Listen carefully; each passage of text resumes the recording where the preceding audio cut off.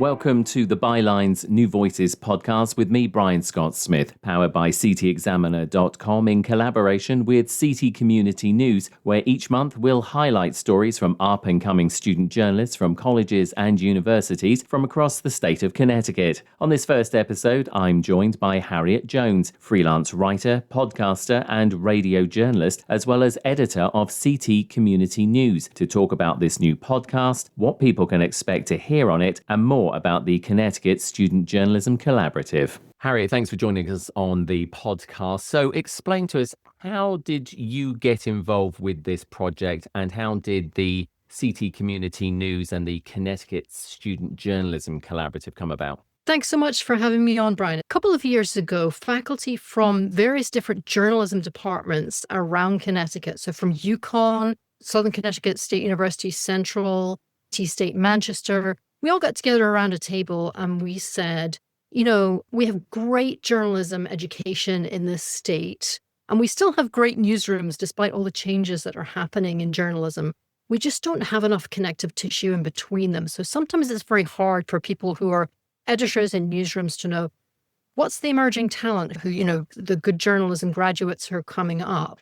And there are fewer and fewer internships at newspapers and in newsrooms across the state. Very many newsrooms are quite strapped for cash. And so sometimes the first thing to go when there's those kind of financial pressures is the internships drop off. So it's harder and harder for our journalism students to get experience in newsrooms. So we sat around the table and said, well, what can we do about this? We had some help from an organization at the University of Vermont called the Center for Community News. They go around the country and they are sparking what they call news academic partnerships all over the country.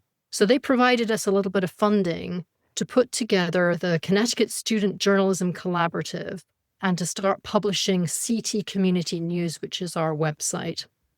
And the point of the website is to publish the best student journalism, the best pieces that are coming largely out of students' classwork, things that they're working on in senior classes and stories that they're working on.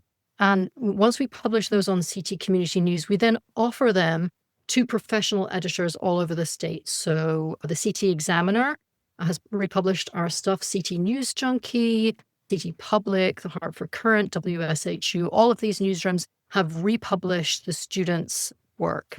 And what do the students think about when they see their articles in other news outlets other than just CT Community News, which, as you say, is a great outlet, but then suddenly they're seeing it in the real world even more?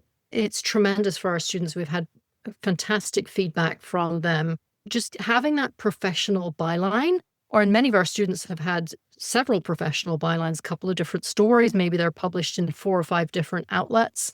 That really gives them a solid portfolio, what we call clips in the journalism industry. You can put those on your resume and say, here's the professional writing that I've done. Here's where I've been published in these credible professional statewide news outlets. And that really gives them tremendous resume to try and get them started in the industry. Plus, they also have some visibility to these professional editors. So the professional editors are looking for the talent. And if they see this student work from juniors or seniors in journalism departments across the state, and maybe they have a job coming up or they have some freelance work coming up, they can then say, hey, we had that wonderful article from CT Community News. Let's go back to that student and see if they'd like to do some work for us. So again, it's just about building those connections, build that kind of talent pipeline between journalism education and newsrooms. And what sort of feedback are you getting from the students? We had a couple of students in last year's CTSPJ, Society of Professional Journalists. They won awards for their work that had been published through CT Community News. We had another journalist who was invited to apply for a graduate program off of the work that she had published in CT Community News. So it really is starting to build those connections for students. We published 44 students from 4 different schools last year. So UConn, Southern Central, and CT State Manchester, all of those institutions got their students published. It's very exciting for them to see their work. I know there was one story I heard from CT State Manchester where they had a front page on the Sunday Hartford Courant on a story that they had done. And, their professor brought it into class on Monday morning, and the students could not have been more thrilled. I understand recently that the state of Connecticut is actually thinking of providing support for journalists here in the state because they recognize, obviously, the value of journalism here. Can you talk to us a little bit about that? Yeah, this is a bill that's been introduced. It was introduced last year and did not pass. It's again in the legislature this year, so we're excited.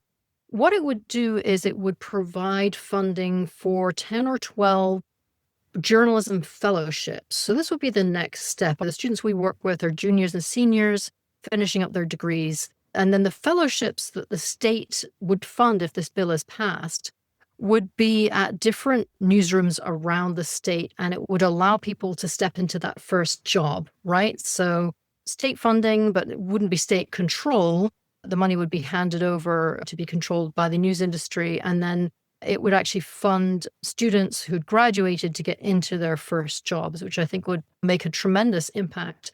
The industry is really changing in the last 10 or 15 years in that the bigger newspaper groups, there's not so many of them here any longer, but we are seeing these small nonprofit hyper-local outlets springing up around the state. And those are really the kind of newsrooms that need additional investment. It's very hard to support news financially anymore. We don't have the support so much from online advertising.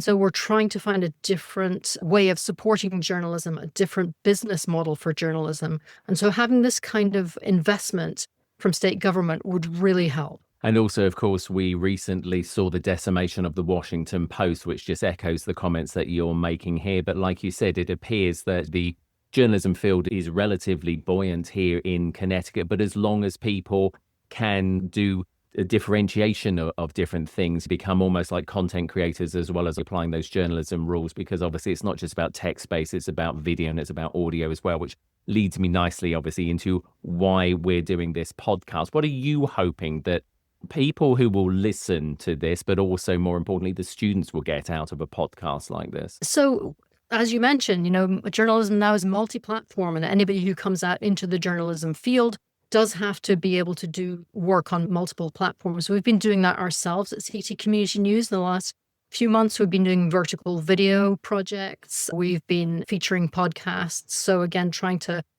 kind of diversify the platforms that we're on. So we are thrilled about this opportunity with the Bylines podcast, both to feature, to talk about the kind of work that our students are doing, but also hopefully to feature some of the audio work. So I'm an adjunct professor at UConn and I teach podcasting. And so some of my students are going to be able to show off their work on the podcast, we hope. And also, students from other institutions all around the state, we hope if they're producing audio work, it might be able to be heard on this podcast. And beyond that, we'll have some students talking about the stories that they're working on. Another kind of aspect of student journalism, which really is very important to think about, is the ways in which bringing in new voices into the profession. It's very helpful for Connecticut journalism to have these young, diverse voices coming in.